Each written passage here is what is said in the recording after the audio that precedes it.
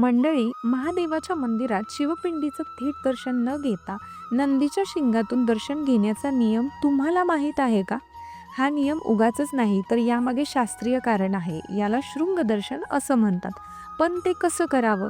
श्री गुरुचरित्रामध्ये सांगितल्याप्रमाणे डावा हात नंदीच्या वृषणावर ठेवावा, उजव्या हाताची तर्जनी अंगठा नंदीच्या शिंगांवर ठेवावे. त्या दोन बोटांच्या मधून शिवलिंगाचं दर्शन घ्यावं. आता असं का करायचं? तर शिवपिंडीतून प्रखर तेज प्रक्षेपित होत असतं. सामान्य माणसाला ते तेज झेपेलच असं नाही. जर थेट दर्शन घेतलं तर काही जणांना डोकं जड होणं, चक्कर येणं किंवा अंगात कंप सुटणं असे त्रास होऊ शकतात.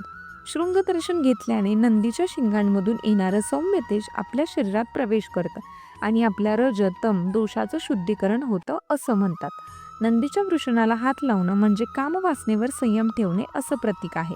तर शिंगांना स्पर्श करणं म्हणजे अहंकार आणि क्रोधावर ताबा मिळवणं आहे. शृंगदर्शनामुळे शिवपिंडीतून येणाऱ्या उष्ण आणि तीव्र लहरी सौम्य होतात आणि त्या आपल्याला त्रास न देता लाभदायी ठरतात. नंदीच्या शिंगावर तर्जनी आणि अंगठात ठेवून घेतलेलं दर्शन म्हणजे एक प्रकारची आध्यात्मिक मुद्रा आहे. यामुळे शरीरात शक्तीचा प्रवाह संतुलित होतो आणि सकारात्मक ऊर्जा मिळते.